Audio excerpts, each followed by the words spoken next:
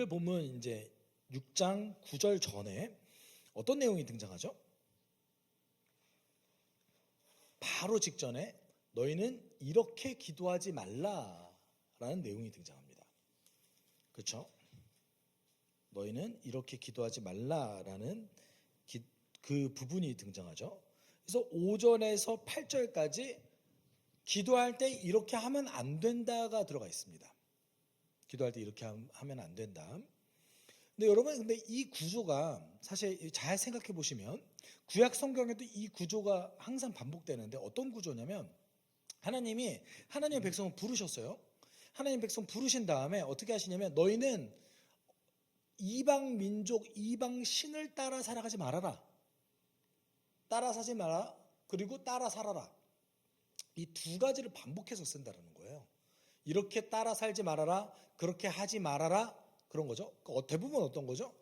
주변에 있는 이방 신들과 동일한 사고방식, 동일한 생활방식을 가지고 살아가지 말아라. 따라 살지 말아라는 말을 굉장히 많이 합니다. 그리고 반대로 따라 살아라. 내가 너희에게 지키라고 명령한 규례와 명령과 법도를 따라 살아라 라는 것들이 등장한 거죠. 기도도 여기서 예수님께서 분명히 그 법칙을 따라서 얘기하셨어요.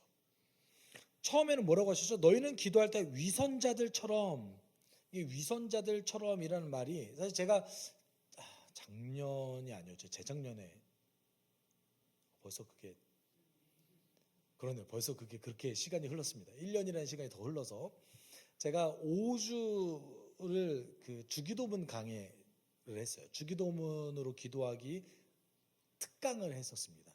재작년에. 근데 그때 이제 기도하지 말라라고 했을 때 그 제가 그 좀 더 심도 있게 나누는데 위선자들처럼 하지 말라라는 것이 액팅하다라는 뜻이에요. 연기하듯이 하지 말아라. 네. 그래서 사람들을 보이려고 회당과 큰 길, 모퉁이에 서서 기도하기를 좋아하는데 너희들 그렇게 하지 말아라. 네.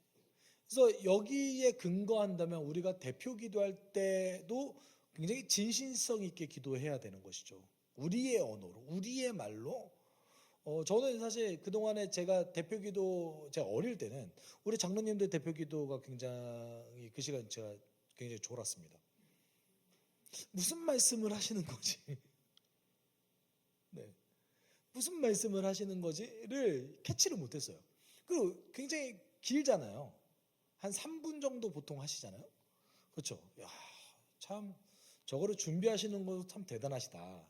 어떤 분들은 또 뭐 이렇게 설교 지문 그 뭐죠? 기도 문도 안 들고 올라가셔서 3분을 하시더라고요. 그래서 와, 알고 보니 그게 우리 저희 부모님이셨어요. 네. 그러면서 이제 사실은 그분들도 잘 이해하지 못하고 맥락과 상관없는 내용들을 막 쓰세요. 뭐 예를 들어서 알고도 지은 죄, 모르고도 지은 죄. 뭐죠? 눈동자처럼 지켜주죠. 이거 심판의 눈이거든요. 맥락에서 그렇게 썼어요. 약간 선지자 눈동자처럼 지켜줘. 이거예요. 내가 너 지켜볼 거야. 이거를 이제 대표기도 때 쓰신 거죠. 네? 그 다음에 뭐 그 우리 욥기서에 굉장히 유명한 네? 시작은 미약하되 끝은 창대하다. 이게 이제 욥을 조롱할 때 썼던 말 아닙니까? 근데 이렇게 맥락과 상관없이 이제 했던 그 대표 기도들 액팅하지 말라는 거예요. 또 기도에 대해서 어떤 걸 얘기하고 있죠? 기도할 때 골방에 들어가 문을 닫고서 숨어서 계시는 내 아버지께 기도해라. 여러분 근데 솔직히 생각해 보죠. 우리는 같이 기도밖에 못해요. 막 같이 기도에 뭔가 깨어 있는 것 같아요. 혼자 있을 때 기도하지 않습니다. 골방에 들어가서 마치 숨어 계시는 하나님이 어떤 뜻이냐면 사실은 이런 뜻입니다. 저는 이 개념이 사실 엘리야서부터 시작된 건데 그리고 엘리야 이후에 있는 선지자들이 항상 물어봤거든요. 하나님 도대체 어디 계십니까? 이렇게 악이 넘쳐나는 이 세상 속에 당신은 왜 일하시지 않습니까? 당신 마치 숨어 계시는 것 같습니다. 그러면서 얘기하냐면 사실 그렇지 않다. 일하고 계시다. 그거를 이제 선지서가 얘기하고 있는데, 여러분 엘리야가 엄청난 기적을 일으킨 다음에 숨었던 곳이 시내산 아닙니까? 그 시내산에서 엘리야가 하나님의 음성을 듣는데 어느 곳에 하나님이 계시다고 그러죠? 막 엄청난 기적들이 눈앞에서 펼쳐지고 있는데 그곳에 하나님이 없다고 그랬어요. 불이 지나가도 없고 돌풍이 지나가도 하나님 없고 엄청난 것들이 눈앞에 막 펼쳐지고 있는데 그곳에 하나님이 안 계시는데 언제 계세요? 세미한 음성 가운데 계시는 그 하나님. 네. 골방에서 기도하라는 거죠. 너에게 세미한 음성 가운데 지금 이 순간에 응답하시는 그 하나님을 찾아라. 그렇죠? 그리고 우리가 이거 굉장히 많이 알고 있죠. 너희는 기도할 때 이방 사람들처럼 빈말을 되풀이하지 말아라. 여러분 한국에도 있습니다. 그런 스타일의 어떤 종교가. 예를 들어서 불교를 예로 든다면 여러분 교종과 선종이 나눠져 있죠. 교종은 굉장히 교리적이고 어떤 그 경전 중심의 불교입니다. 근데 식자가 아니라면 글자를 모른다면 알 수 없는 거 아니겠어요? 그래서 이제 새롭게 시작된 선종이라는 불교가 어떤 거죠? 나미아무타불 관세음보살만 너희가 외운다면 너도 흥당왕생할 거다. 마치 주문이에요. 주문을 외운다면 복받을 것이다. 네, 이런 거죠. 한국에도 무속신앙이 있었기 때문에 그런 것들이 굉장히 익숙합니다. 당시에도 굉장히 많이 있었습니다. 어떤 주술이 있었어요. 여러분 우리가 가끔 보면은 그 영화에서 나오는 마술서 같은 거 나오잖아요. 그게 그 사람들의 고대부터 있었던 전통이거든요. 마술서에 있었던 주문을 외우다 보면 축복과 저주를 내릴 수 있다. 네. 이방인들처럼 그렇게 하지 말라는 거예요. 다른 얘기로 하면 신을 마치 조작해서 신을 감동시켜서 그 주문을 어느 정도 분량까지 다 채우면 너가 복을 받을 것이다 라고 생각하지 말아라. 너희 하나님은 조작할 수 있는 분이 아니다 라는 거예요. 네. 이방인처럼 기도하지 말아라. 네.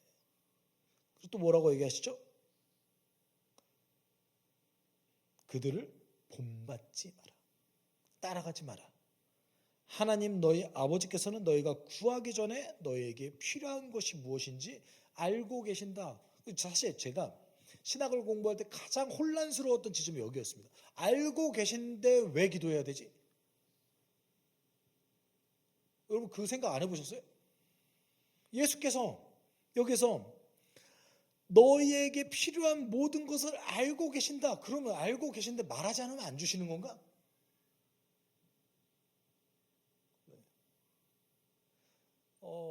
여러분 성경은요, 내가 기도를 열심히 한다고 해서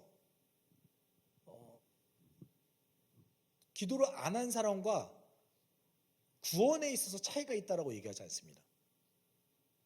그렇죠? 여러분 그 복음서에 나오는 품삯 비유가 있습니다. 일을 하러 각자 다른 시간에 나가요. 각자 다른 시간에 나간단 말이에요. 그런데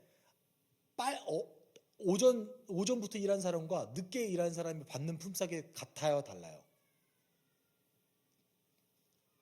같아요, 달라요? 네. 달라야 되잖아요. 너무 불공평한 거 아니에요, 하나님이? 근데 같아요. 왜 같아요?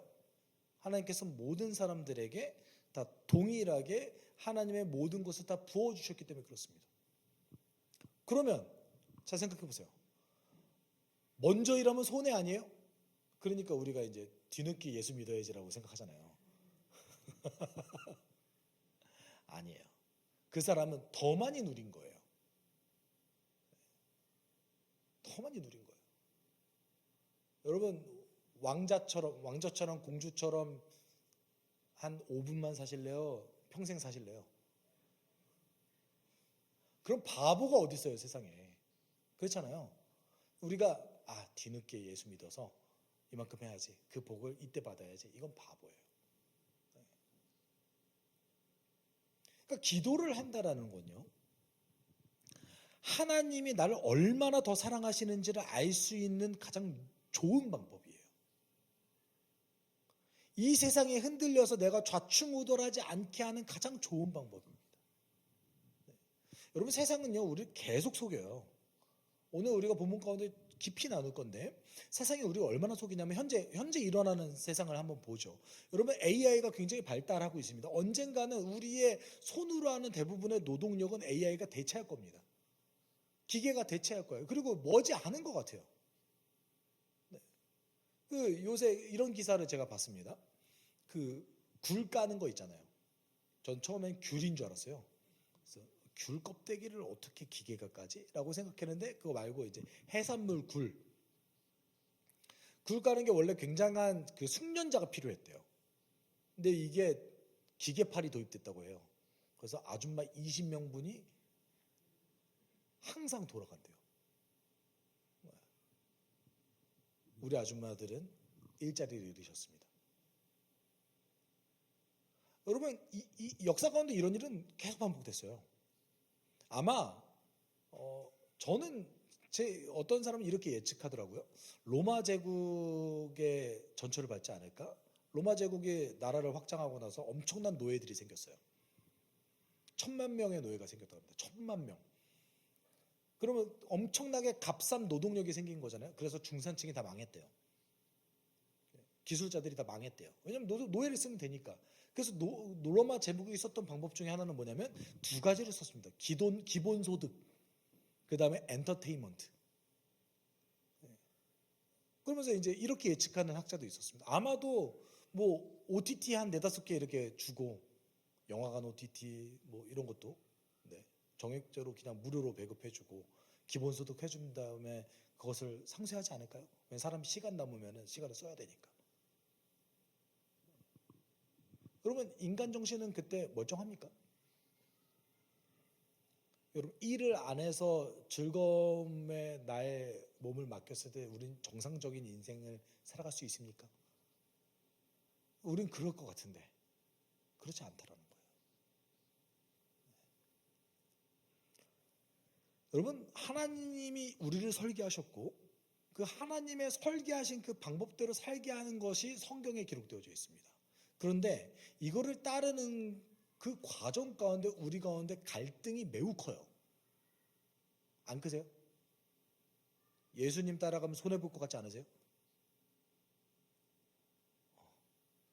네. 그런 생각 많이 들잖아요. 여러분 목사인 제가 그런 생각을 엄청 하는데 여러분이라고 안 그러시겠습니까? 10명에게 복음 전하면 9명은 거절하는데 그거를 계속 하라고 하잖아요. 하고 싶으세요?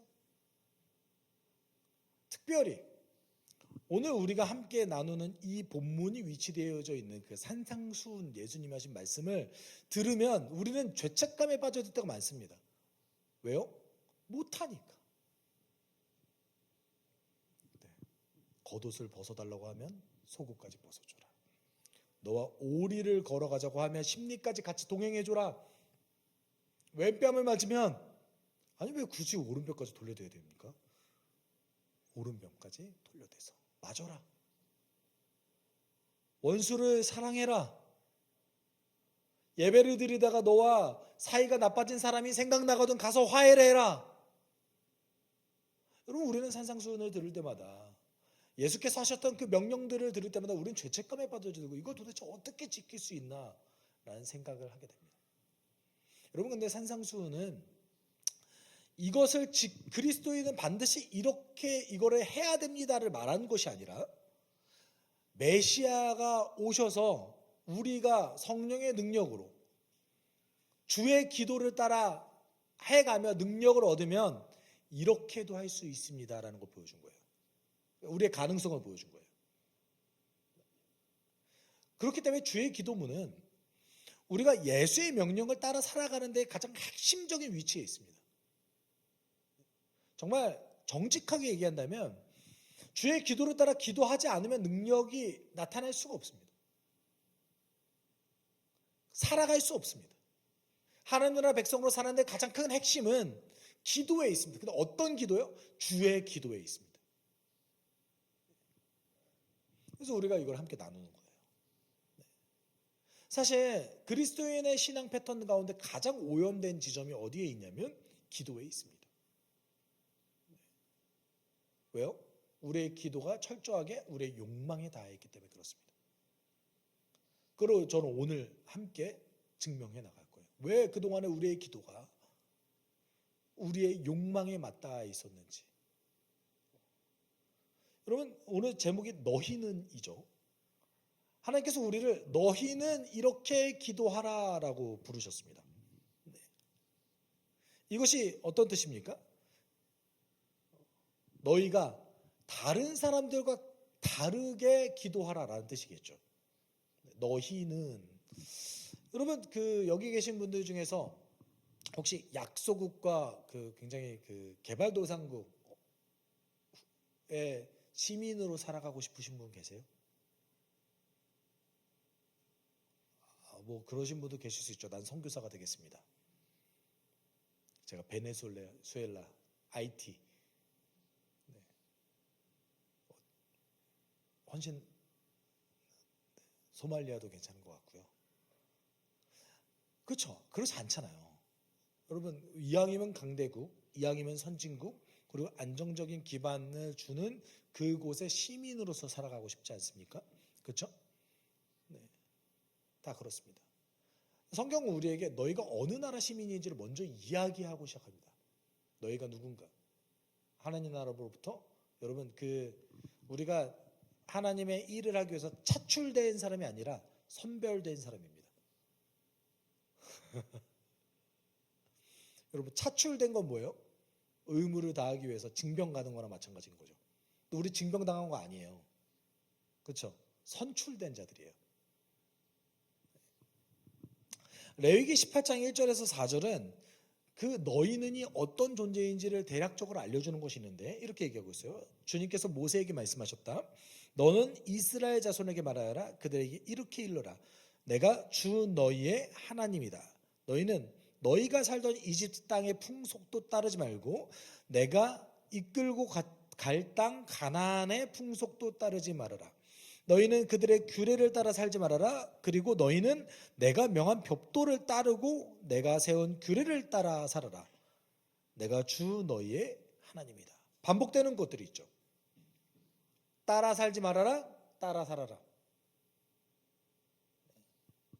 여러분, 모든 인간은 무언가를 따라 살아갑니다. 안 따라 살아가는 사람은 없죠. 누군가를 보고 따라서 살아갑니다. 그래서 하나님께서 이스라엘 백성들을 처음 부르셨을 때 이방 민족을 따라 살지 말아라. 세상의 것을 따라 살지 말아라. 특별히 가나안 땅과 이집트 땅을 따라 살아가지 말아라 라고 말씀하셨습니다. 근데 이 가나안 땅과 이집트 땅으로 대표되는 이 시대의 문화, 지금도 포함됩니다. 지금도 포함되는 이 시대의 문화는 제가 볼 때는 한 3가지 특징이 있는데, 첫 번째 특징은 신을 조작할 수 있다고 보는 것이죠. 현대 무속신앙에도 있지 않습니까? 더 많은 정성을 바치면, 우리가 지성이면 감천이다라고 생각하잖아요. 더 많이 기도하면, 내가 기도를 더 많이 쌓아놓으면 내가 이 복을 받을 것이다. 신을 조작할 수 있다. 신을 감동시켜서 내가 원하는 것을 이끌어낼 수 있다라는 사고방식인 거죠. 그렇기 때문에 동시에 두 번째로 이 문화를 가지고 있는 이 세상의 문화는 자기중심적입니다. 철저하게 자신의 번영과 자신의 행복과 자신의 안정과 자신의 평안을 위해서 살아갑니다. 이게 선이고 이게 정입니다. 오죽했으면 대통령이 정의를 얘기하지 않고 먹사니즘을 얘기합니다. 제가 지금 정치적 성향을 가져서 그를 얘기하는 게 아니라 모든 대통령이 먹고 사는 문제가 최고라고 얘기합니다. 정말 인생은 먹고 사는 문제 중요하죠. 그거 정말 최고의 가치를 가지고 있는 겁니까? 여러분, 세상의 문화는 신을 조작할 수 있다고 생각하고, 그리고 자기중심적입니다. 그리고 이 자기중심적이기 때문에 이 자신의 번영과 자신의 평안, 자신의 안정, 이런 것을 세 번째로 어디에 의존합니까? 세상 권력과 세상의 힘에 의존합니다. 그래서 통치자와 세상의 권력에 수긍합니다. 그래서 많은 백성들, 많은 사람들, 수많은 사람들은 이왕이면 힘센 사람, 이왕이면 영향력 있는 사람, 이왕이면 강대국에 살아가고 싶어 합니다. 혹시 여기 계신 분들 중에 저는 이제 미국에서 생활을 했었기 때문에 시민권이 이렇게 엄청난 영향력을 미치는지 저는 잘 몰랐어요. 미국에 살고 있는 모든 한인들은 시민권에 연연합니다. 시민권이 있냐 없냐.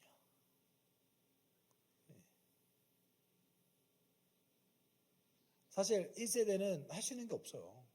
엄청 그 전문직을 갖고 있지 않은 이상 다 3D 업종에 있어야 됩니다. 저녁 늦게까지 일해야 되고요. 백인들은 한 4시쯤 퇴근하는데 우린 8시쯤 퇴근해야 됩니다. 그 생활을 유지하려면. 자녀들은 집에 있으면서 엄마 아빠와 이제 말이 달라지기 시작합니다. 자녀들은 한국말을 잃어버리고 영어만 씁니다. 엄마 아빠들은 영어를 잘 못하고 한국말만 씁니다. 소통이 안 됩니다. 그 안에 있는 한인 사회 안에 있는 그 언어가 달라진 것에 대한 갈등. 1세대들이 내가 너희들을 위해서 너희들 때문에, 사실 자녀들 때문에 남는 게 많잖아요. 너희들 때문에 이렇게까지 희생했는데 걔네들은 이제 영어권에서 공부받았잖아요. 내가 왜 엄마까지 신경 써야 돼? 라고 생각해요. 그런 어떤 문화 차이, 차별. 여러분 강대국에 사는 거 사실 별거 없어요. 그 한인교회 어떤 소리가 지났냐면, 여러분 목회자들 사이에서 오는 나오는 건데, 미국 한인교회 또는 이민교회는 목회의 끝이다라는 표현이 있어요. 왜요? 그곳은 약간 그 인성의 용광로 같은 느낌이에요. 왜냐면 예수 안 믿는데 오신 분들이 많아요. 그리고 일단은 가면은 한인을 만날 수 있으니까. 그리고 저는 그런 경우도 많이 봤습니다. 그래서 사회에서 받는 차별과 그런 어려움을 목회자한테 푸는 분들도 꽤 있으셨어요. 받아주니까. 그래서 이민교회 목회 굉장히 어렵죠. 여러분 강대국에 살아가면 우리가 좀 달라집니까? 아니요. 인생 그렇게 크게 달라지지 않습니다. 하나님께서는 이스라엘 백성들에게 세상을 따라가 사지 말아라, 자기중심적으로 살아가지 말아라, 그리고 신을 조작할 수 있다고 생각하지 말아라, 너희의 번영과 안정 때문에 강대국과 강자에게 붙어서 살아가는 삶을 살아가지 말아라 라고 말씀하셨습니다. 저는 구약 성경을 읽을 때마다 항상 그런 생각을 할 때가 많았습니다. 하나님 왜 이렇게 가혹하실까? 하나님 우리에게 왜 이렇게 명령하시는 것이 많으실까? 여러분 레위기 읽어보면 숨 막히지 않으세요? 동시에 레위기를 읽어보면 이런 생각도 하실 수 있습니다. 무슨 이런 법칙까지 있어? 아니 인간이 정말 이런 행위를 한다고? 안 느껴보셨어요 이런 거? 네. 여러분 그 레위기에 그런 내용도 나오잖아요. 네. 제가 표현하잖아요.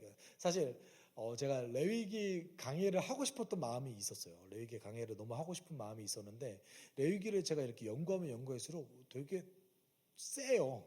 그래서 이거를 어떻게 풀어내야 될까? 나중에 이제 이거는 강의로 녹아내야겠다라는 생각을 좀 했었습니다.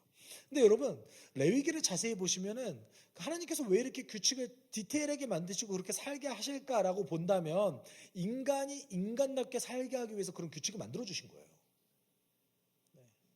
이 선은 벗어나면 안 된다예요. 적어도 이건 지키면 살아야지. 하나님의 그 규칙 가운데, 율법 가운데 이런 것들이 있었어요. 그래서 너희는 내 명령을 따라 산다면 너희를 지금 혼란스럽게 하는 주변의 그 이방의 민족, 그들의 문화에 녹아들지 않고 나의 자녀로서의 정체성을 지키면서 살아갈 수 있을 거야. 이렇게 얘기하신 거죠. 근데 여러분 이스라엘 백성들 그거 지키지 못했습니다. 여러분 근데 우리가 생각해 보십시오. 하나님의 명령, 여러분 잘 생각해 보세요. 우리가 산상수훈의 여러 가지 명령들을 들을 때마다 부담스럽잖아요. 어렵잖아요. 근데 사실 그럼에도 불구하고 지키도록 우리를 부르셨어요. 근데 그게 우리가 특별해서입니까? 우리가 뭔가 그걸 할 수 있는 존재들이어서, 살아낼 수 있는 자들이어서 그렇게 불렀나요? 아니요. 그렇다면 예수께서 죽으시지도 않으셨겠죠. 여러분, 그렇게 부르신 이유에 대해서 너희들의 특별한 존재로서 너희는 다르게 살아야 된다라는 그 정당성에 대해서 하나님께서는 이렇게 말씀하셨어요. 같이 읽어볼까요? 이스라엘 자손 온 회중에게 말하여라. 너는 그들에게 이렇게 일러라. 너희의 하나님인 나 주가 거룩하니 너희도 거룩해야 한다. 하나님이 특별하기 때문에 우리가 특별하게 살아야 되는 거예요. 그것을 실패하든 성공하든 우리의 목적지는 그거여야 되는 겁니다. 하나님 우리를 특별하기 때문에 부르신 것이 아니라, 하나님 우리를 할 수 있기 때문에 부르신 것이 아니라, 그가 너무나 특별하고 구별되신 분이시기 때문에 그의 형상으로 창조된 우리를 특별한 존재로서 부르신 거예요. 나에게 능력이 있는 게 아니라 하나님께 능력이 있는 거죠. 산상수훈은 너 이거 다 지켜 이게 아니에요. 예수 안에서 너가 이게 될 거야 라고 말씀하신 거예요. 근데 이스라엘 백성들이 이거 잘 지키지 못했습니다. 그리고 그 반역의 가장, 제가 볼 때는 그 반역의 모습 가운데 가장 극단적인 형태로 나타났던 때가 언제냐면 사무엘상 8장에 나타납니다. 사무엘상 8장에서 이스라엘 백성들이 선지자 사무엘에게 왕을 요구합니다. 우리도 이제 왕 좀 주세요 이렇게 얘기해요. 선지자에게 찾아가서 그때 이렇게 얘기해요. 그들이 같이 좀 읽어볼까요? 그들이 사무엘에게 말하였다.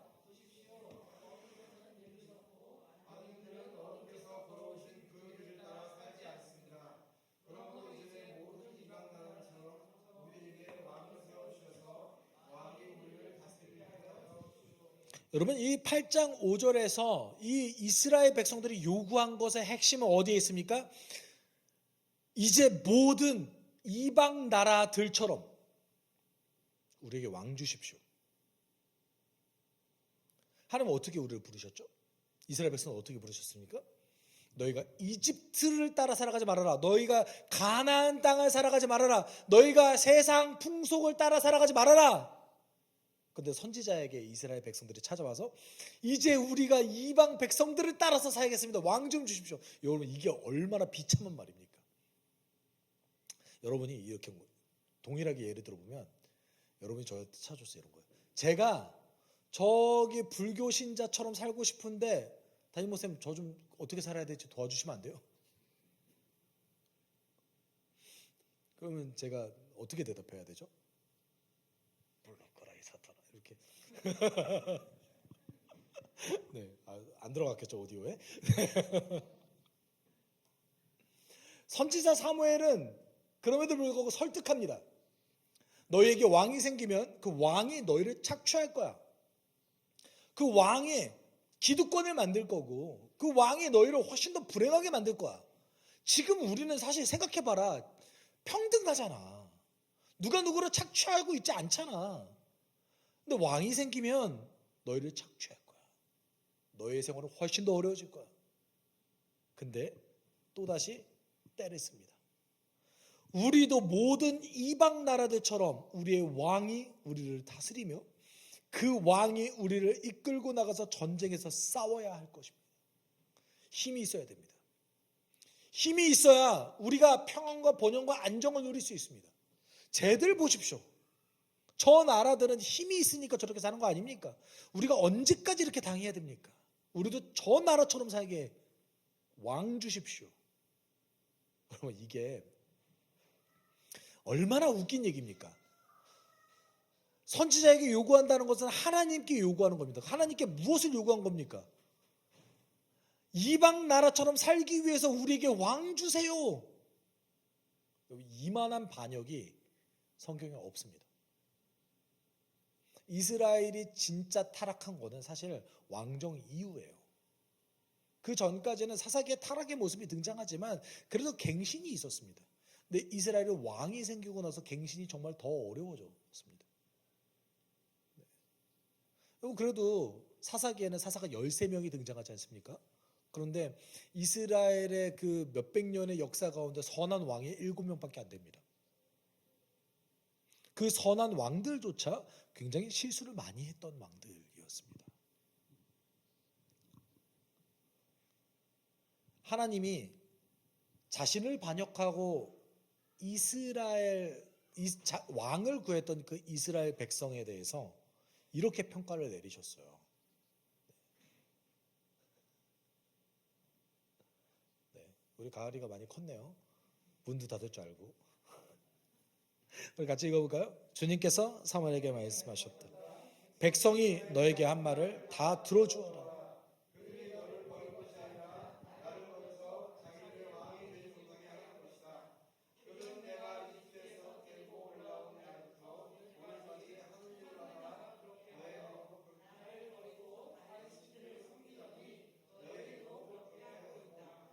자, 보십시오.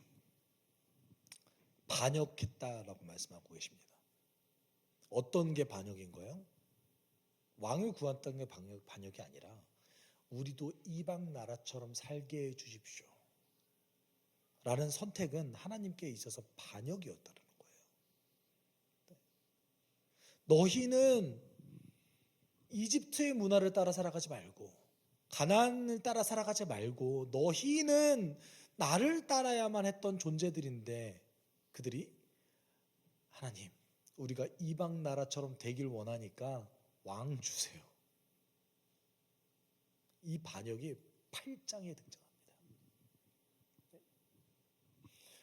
여러분 실제로 이스라엘 백성들은 그 이후로 심각하게 타락했습니다. 이방 나라가 되었습니다.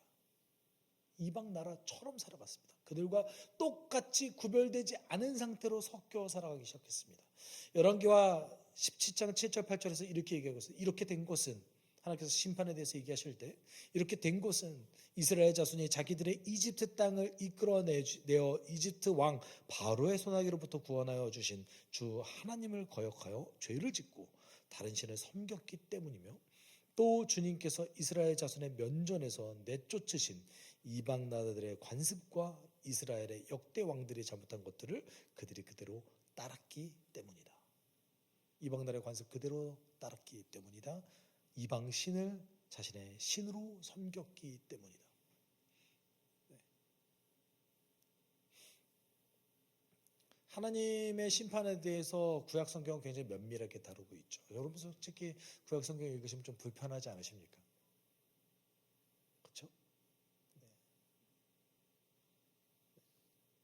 그럼에도 불구하고 우리가 구약 성경 읽어야 되는 이유는 뭐냐면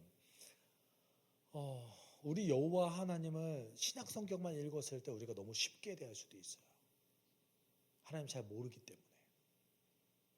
하나님은 우리에게 어떤 것을 얼마나 귀하고 얼마나 대단한 것을 선물로 주셨는지. 네. 현대 기독교인들이 하나님 너무 쉽습니다. 신앙이 너무 쉬워져 버렸습니다. 그냥 와서 잘 먹고 잘 살다가 교회를 떠나지 않은 상태에서 잘 먹고 잘 살다가 천국 가기를 바라는 신앙을 다 살아가고 있습니다. 그리고 그거면 충분하다고 여깁니다. 하나님께서 우리에게 맡겨주신 청지기로서의 영성과 하나님 나라 백성으로서 이 세상을 살아가기 위해서 따라가지 않기 위해서 저항하는 것이 사라졌습니다. 우리는 따라가지 않는 존재로 또는 하나님을 따라가는 존재로서 부름받았습니다.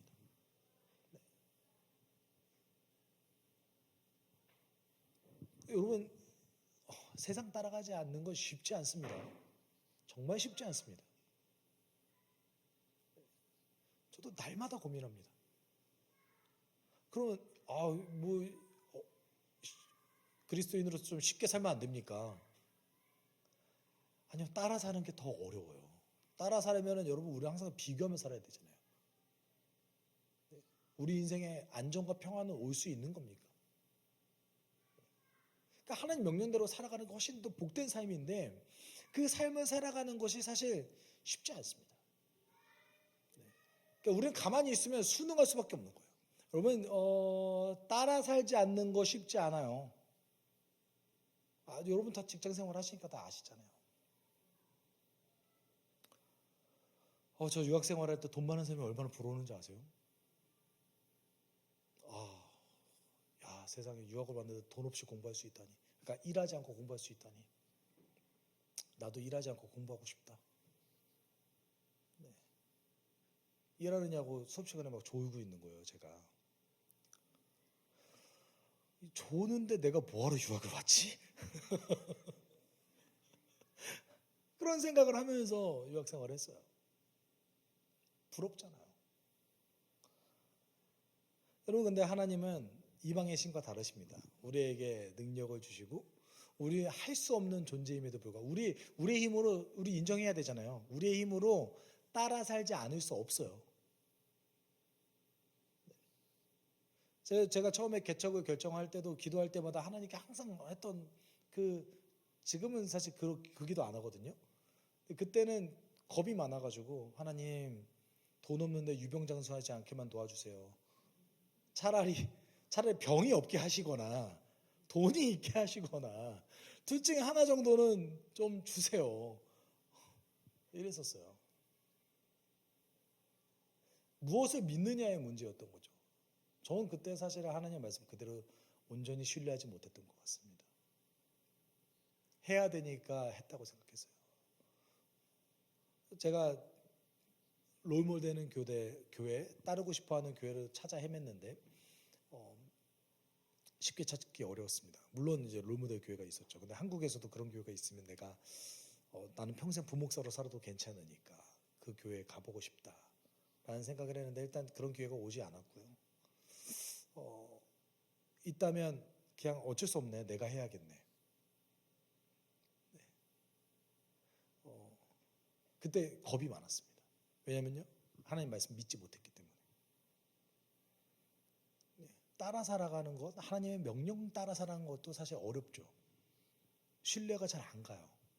눈으로 잘 보여지지 않기 때문에. 우리 하나님 아까도 말씀드렸듯이 마치 숨어 계시는 것 같아요. 근데 그 하나님은 우리에게 회복을 주셨어요. 하나님 나라 백성으로 살아갈 수 있게 했습니다. 그리고 하나님의 말씀을 읽어보면 나는 이방신과 다르다라는 것을 너무나 잘 보여주고 계십니다. 네. 우리가 특별해서 부르신 것이 아니라 우린 평범하지만 이 평범한 우리로 하여금 하나님의 회복하시는 일의 그 주체로서 우리를 불렀어요. 우리가 하나님을 회복하는데 앞장서는 자로서 우리를 불렀어요. 여러분 고린도전서 1장 26절 27절에 그것을 너무나 명확하게 잘 얘기하고 있는데 조금 길지만 같이 읽어볼게요. 형제자매 여러분, 여러분이 부르심을 받을 때에 그 처지가 어떠하였는지를 생각해 보십시오. 육신의 기준으로 보아서 지혜 있는 사람이 많지 않고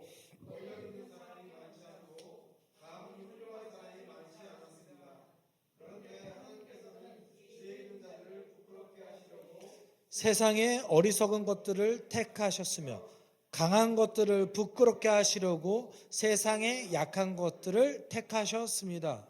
아멘. 여러분, 하나님 우리를 부르셨어요. 우리를 선별하셔서 부르셔가지고 하나님의 회복의 일, 만물 안에서 만물을 충만케 하시는 이의 충만한 역할을 하는 자들로서 우리를 부르셨습니다. 우리가 특별해서요? 아니요. 하나님이 능력이 있으신 분이시기 때문에 우리를 그렇게 부르셨습니다. 우리가 강해서요? 아니요. 우린 약하지만 우리의 약함으로 하나님의 강함을 드러내시기 위해서 우리를 부르셨습니다.